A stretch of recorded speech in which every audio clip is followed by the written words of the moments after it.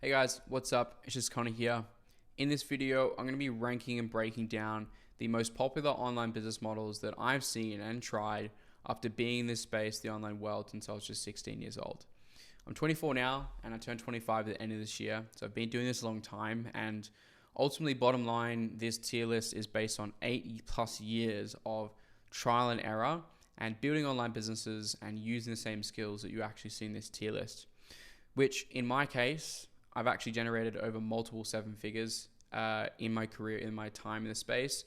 That's just my experience. It's not a guarantee that you'll do the same, but I'm just going to be sharing with you my personal experience, and hopefully it's somewhat helpful to you. What I'm going to be doing is be basically ranking these by how easy it is to set up, because a lot of this is going to be centered around beginner-friendly business models, the scaling potential, the capital, the resources that you need, and ultimately how much freedom that they can provide you with after you've got everything started up and running.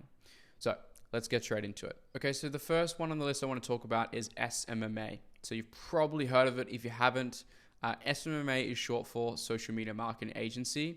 The main objective and premise of this business model is that you go and help other businesses get more clients and more customers through a variety of marketing skills. So content marketing, media buying, website building, landing pages, all type of stuff. And this can be online businesses, this can be real world bricks and mortar businesses. So it has a lot of diversity in application here. So there's a lot of people that actually need the service, which is a really great thing. And you can also charge thousands of dollars for it. But the kicker is, what I've found in my personal experience is that it's extremely competitive and saturated. SMMA is far gone from being a blue ocean. It is very much a red ocean. And obviously there's two main creators, Ty Lopez and Iman Gadzi, that have made this this business model really popular, which everyone and their dog is trying to start an SMMA nowadays. So it's made it more difficult than ever. You're competing on price, you're commoditized all the time. And personally, in my own personal experience, it's really difficult. I have run a multi-six-figure business of a content agency nearly 2 years ago.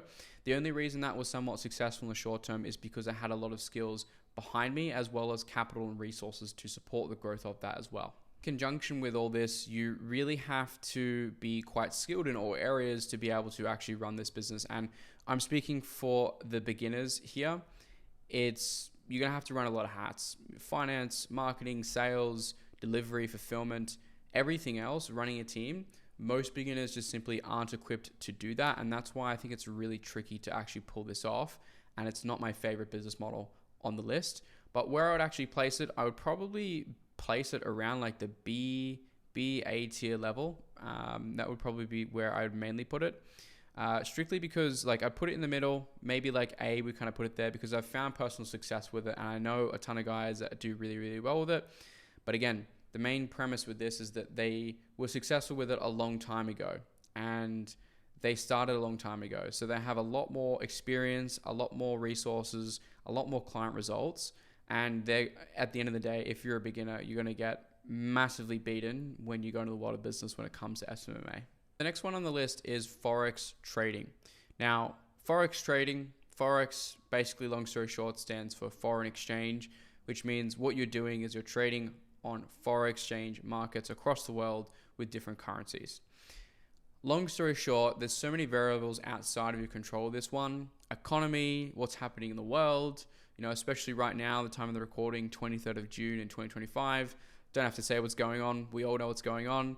The world is very volatile. It's very tense right now. And these events can happen and liquidate you very quickly.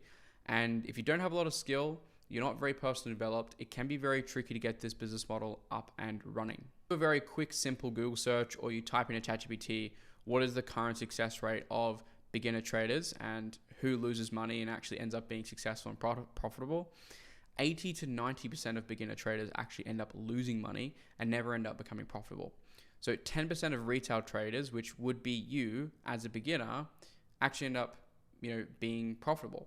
And when you look at the statistical odds of that, I don't really like hedging my bets and taking the risk that there's only a 10% of chance that I'm actually going to be successful. And again, the reason why most people aren't really successful with this is not just because of lack of strategy, that's one thing, and the markets and how the world runs and everything else, but it's because they don't have the emotional maturity that is required to actually make it a long-standing career. Especially if you're a beginner, usually you have not done the personal development required to actually build something like this. And it's very tricky and it's very easy to go very wrong very fast. Don't get me wrong, people actually do very, very well with this. I've got a lot of friends who are very successful traders personally, but yeah, it's very difficult to be successful with it. And these guys that I know personally have been doing it for years, and they've had some bad runs, they've had some good runs, and it's a very stressful career ultimately across the board. And the final note as to why it ultimately works with the friends that I know personally that run this business model is because it is more of an investment income rather than active income. This is kind of clumped into together with all the other business models we've spoken about because it is like a business model, but technically you are investing. That is what you are doing. To make this work, you have to have a lot of capital, and the people that I know are successful with this have a lot of capital and have a lot of resources, and they can lose money before they make money, right? So personally, I'm going to put Forex trading around the Dear T list level. So the next business model I want to talk about is high ticket sales. Now, it's not as common as all the other ones. It's not as popular and it's not as trendy, and you probably haven't even heard of it. So I'll explain the nitty gritties. But really long story short, what you're doing is you are doing sales for online businesses. So info products, communities, masterminds, online services. You are selling other people's stuff. So you can think like Sam Ovens, Tony Robbins, Iman Ghazi. They all have expensive products that they sell. So $3,000 to $50,000. And they have a large volume of people who want to speak to them about what it is they have on offer, but they don't have the time to speak to them directly because they're busy people, they're founders, right? What you do as a high ticket sales rep is you come in and you take over that job, you get really good at that skill, and you take a small commission on top of it, like 10 to 15%. In my experience, this model had and has the best combination of cash flow and simplicity.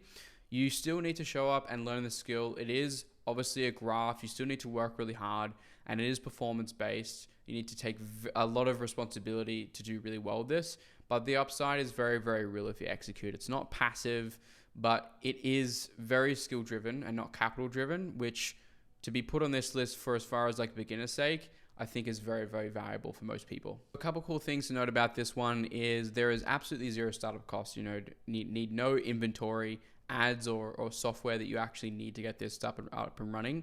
You already take advantage of a business that's already doing super well, typically like 7-8 figures. They've already got a successful proof of concept. All you need to do is just plug yourself in. You don't do any fulfillment, and it's fully remote. So just with any of these business models, you can do it from your laptop where you need to. And yeah, you don't have to deal with clients, drama, anything to do with that. And again, you're just piggybacking off already successful businesses. Of course, it's not always the pretty side of this, right? The cons of this is that it actually requires you to physically be there on calls with people. So you are trading your time for money, and it is hard work.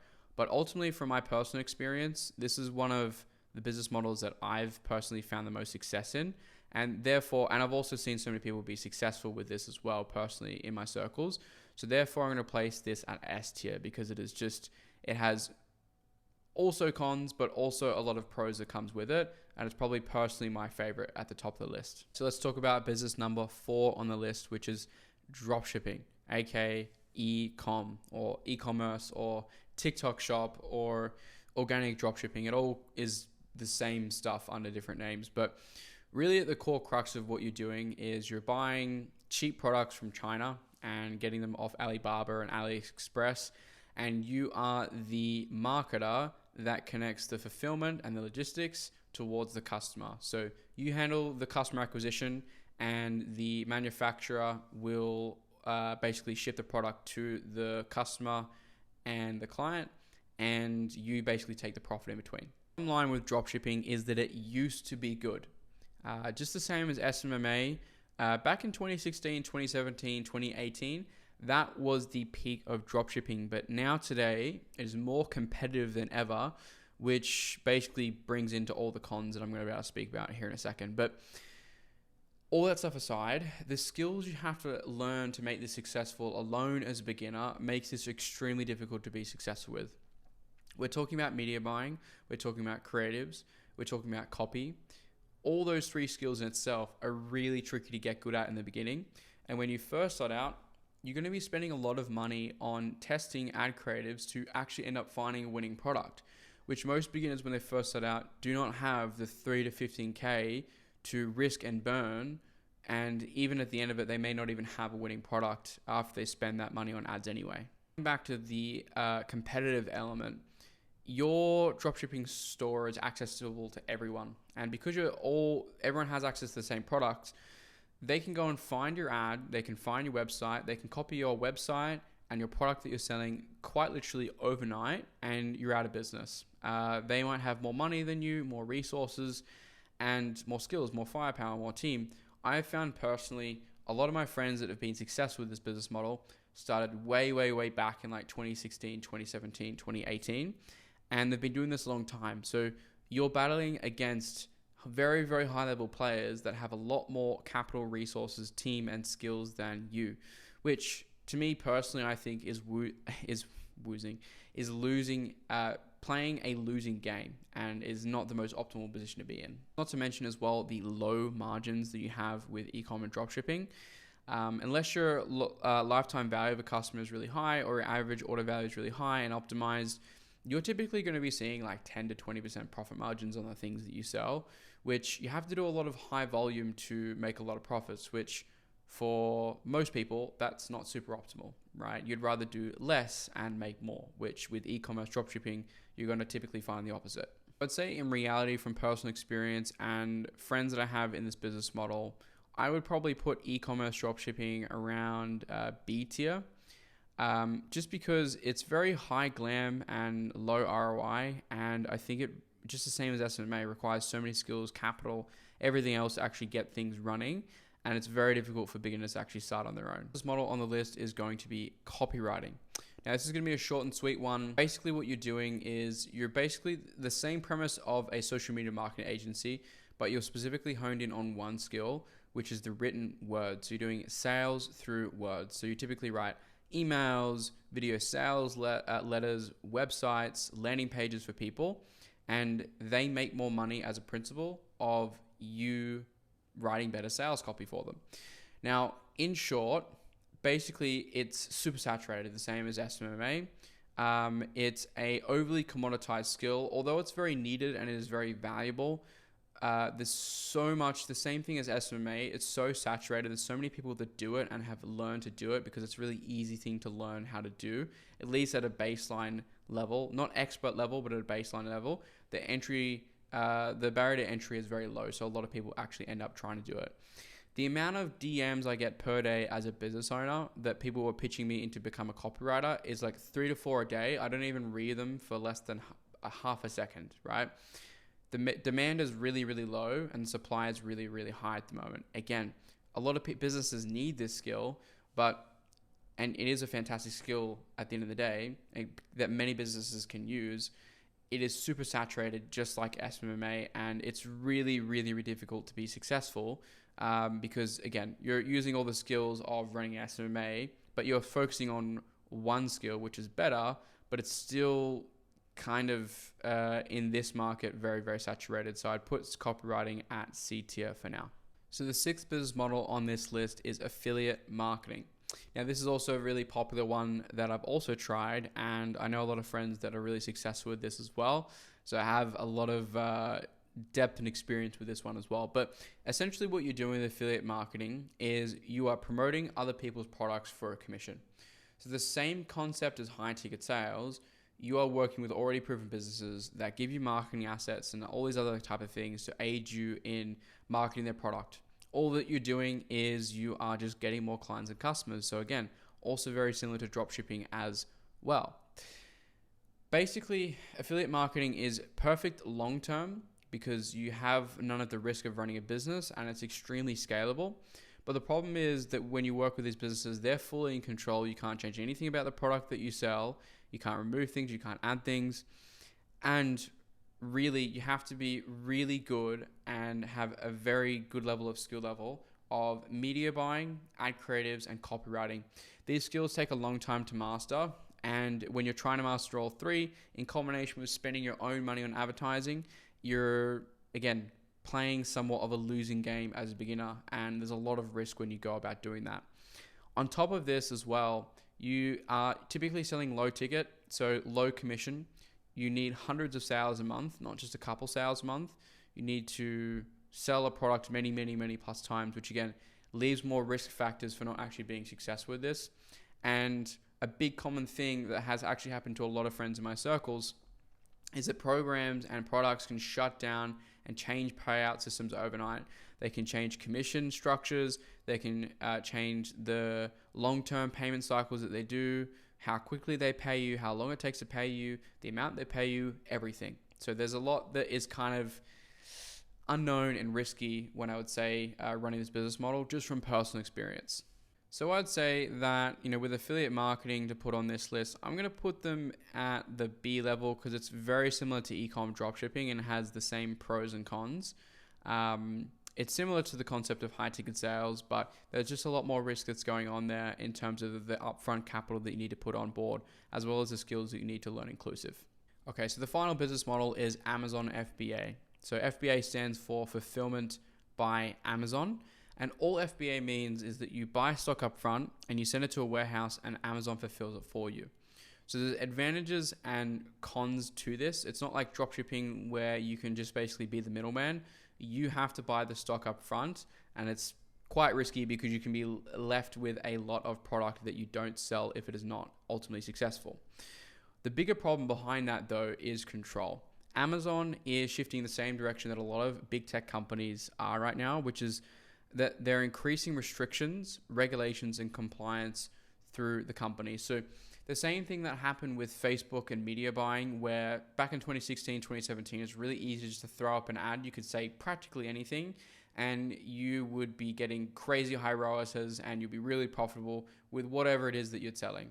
Nowadays, it's a lot more difficult because there's so many lines and rules that you have to comply with, and the compliance, the policies change all the time. Again, not saying that you can't be profitable with it, but it's just much harder than it was before. Same thing with Amazon. The bigger it gets, the more rules they put in play. Bottom line, my business, your business that you would create is controlled by Amazon, and putting my life, my outcomes, where I'm heading in the control of the hands of someone else is not something that I'm super passionate about. As I said before and highlighted, you don't basically just act as a middleman. You have to buy these products up front. Typically, it can cost like 10 to 30 grand to buy all the products that you want to sell, and you may not even end up selling it, and you might be left with hundreds of water bottles or whatever it is that you might sell or that you decide to do so. In combination with dropshipping, low margins also a massive thing there as well. And there's really longer time horizons for you to actually be profitable with this, considering the nature of how Amazon handles the fulfillment and the upfront cash that you have to invest in the idea and everything else. You're basically building Amazon's empire, not yours, and you don't have the control for your business, which is not highly favorable. So to conclude for FBA, I'm probably going to end up putting that around C tier, just for the main reason that it's not really within your control. Your business can be gone completely overnight just due to a policy or a regulation or compliance change, which is super risky. I'd hate to wake up one day and my whole business that I've spent years building is just gone overnight just because Amazon decided they wanted to change a policy overnight, inclusive of the amount of upfront costs that you have to put into something where you don't know if it's an even proven concept just as yet. So there's a lot of risk going on with this business model that is not my favorite. At the end of the day, the business model that you end up choosing and the vehicle you end up picking and driving shapes everything. How fast you get results with it, how free you feel, and ultimately how sustainable it is for the longer term. Bottom line, every business model works in this video. Everything has its pros and cons, everything has its drawbacks and its benefits. But I just wanted to break down a full tier list side by side on my personal experiences with each of these business models. However, if you want my personal breakdown on my favorite on this list, which is high ticket sales in S tier, and you want a step-by-step guide and actually getting started with it and you want to learn more about it, what I've done is I've personally put together a full A to Z free course on the business model itself, so you can learn more about it and how you can actually get started with it here on the YouTube channel. No sign up, no catch, just very real training to help you pick this up fast and get the ball rolling. I'll tag it somewhere here on the video, in the description, and in the comments.